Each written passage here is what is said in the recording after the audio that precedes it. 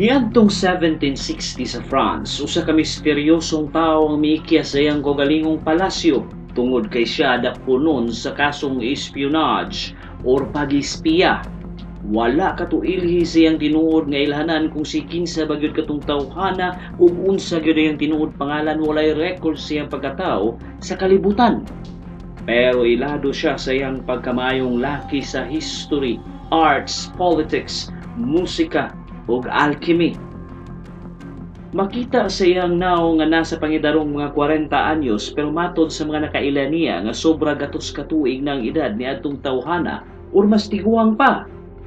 Kini ang istorya sa misteryosong tao nga ilado lang sa iyang pangalan ni Count of Saint Germain, nga matod pa sa mga nakaila niya ang taong dili mo tiguang ug di mamatay. Pero sa di pa ang tanan, ayaw kalimot sa pag-subscribe ug i-click ang bell icon para sa mga musunod nga istorya diri sa Abiseth TV.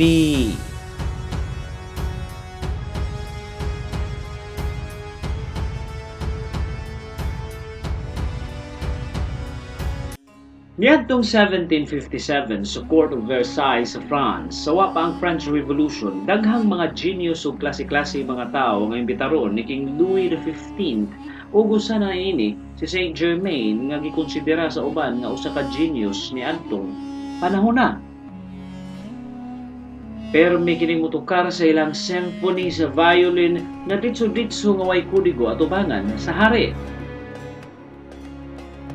Matod pa sa nakahimamat sa konde nga dunahan kuno kini matinahuron or aristocratic ug edukado, partikular sa history nga kung kini mo istorya sa kasaysayan, detalyado kaayo nga murag nasaksihan jud niya ang mga panghitabo sa kasaysayan. Matod pa mismo ni King Louis iyang memoir nga ganahan kuno kaayo siya ni Saint Germain tungod pirmi kuno siyang ma-impress sa tanang knowledge niini. Ug mas na-impress pa mayong hari ng Saint Germain sa dihang natangtang niini ang batong nakapilit sa dako kaayong diamante sa hari gamit ang iyang nahibaw-an sa alchemy. Si Saint Germain kuno miadtog India ug didto nag-eskwela og alchemy ug didto pod kuno niini nakat-on na ng pag-convert sa bisan unsang metal ngadto sa gold. Matod pa sa mga naka-witness, pero puro ra kuno kato istorya nila, walay supporting documents nga magpamatuod nga kaya ba gyud niyang buhaton.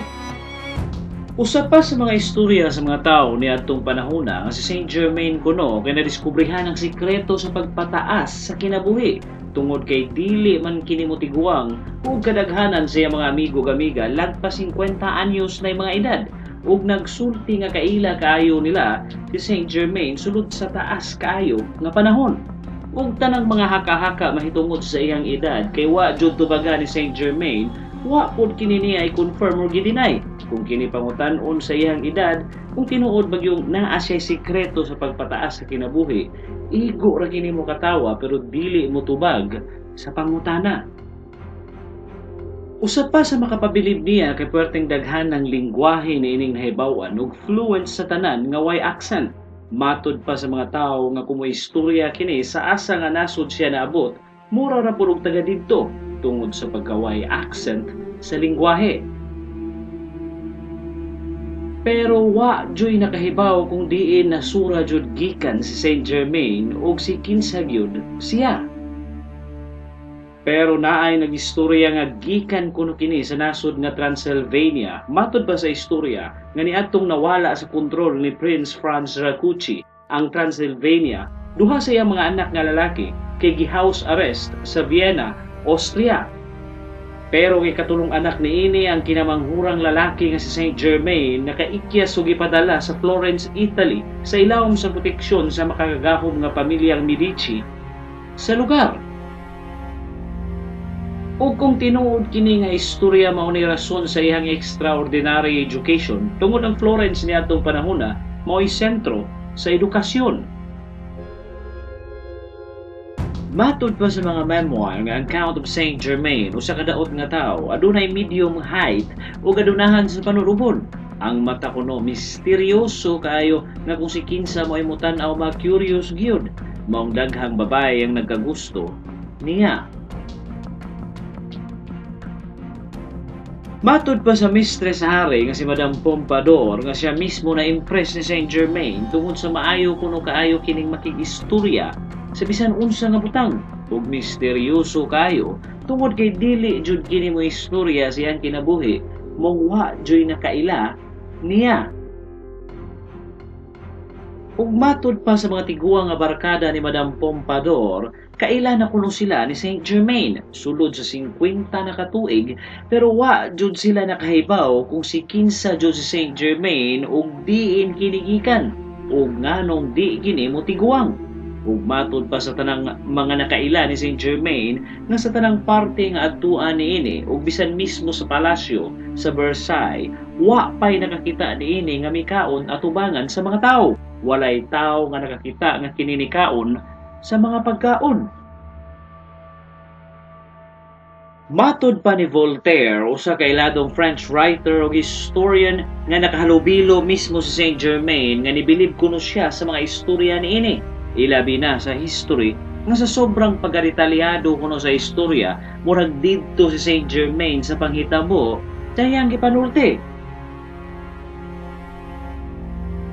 O gisulti ni Voltaire nga katong klase sa knowledge dili maabsorb sa usa ka lifetime sa usa ka tawo.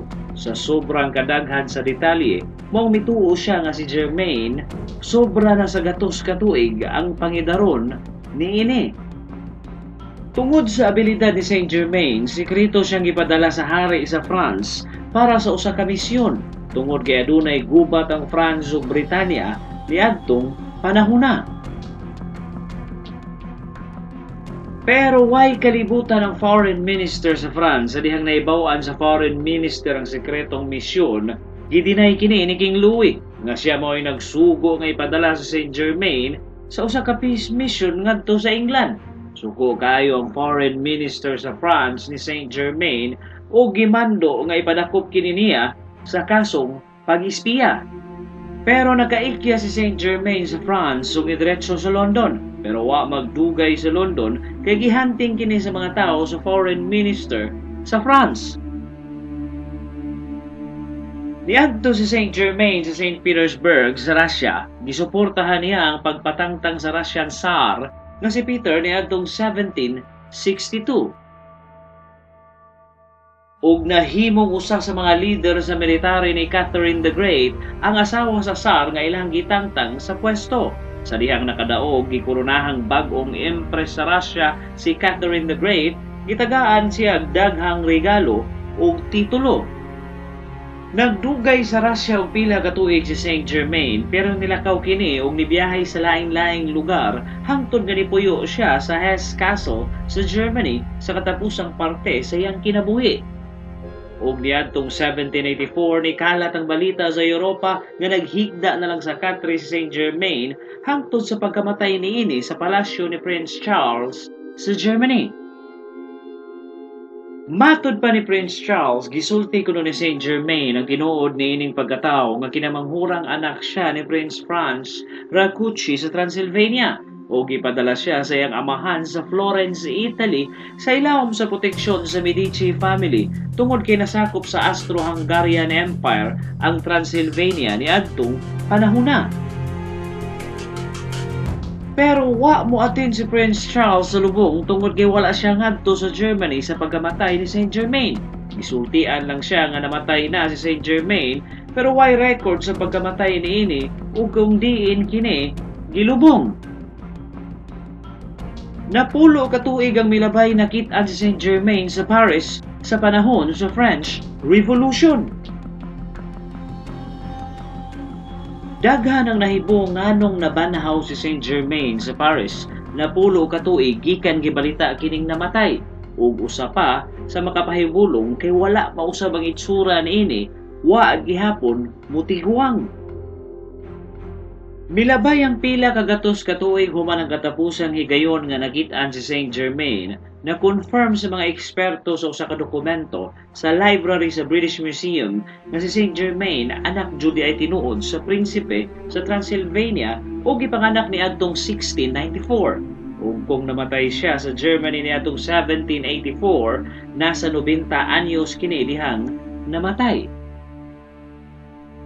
Pero niadtong panahon ang average life expectancy niadtong 18th century kay 35 years old ra ug maabot ng 50 ang edad na sa tao niadtong panahon tiguang na kayo kini. Ug kung maabot og 90 anyos gikonsider na nila kining immortal nga wa na ikatapusan ng kinabuhi. Pero bisan ingon ato pa man ang panghitabo, wala gihapoy maka-explain nga mga eksperto kung anong wa mo tiguang ang naong ni Saint Germain. Diri na lang kutob og gayog kalimot sa pag-subscribe diri sa Abiset TV para sa mga mosunod nga videos. Daghang salamat sa pagtan-aw.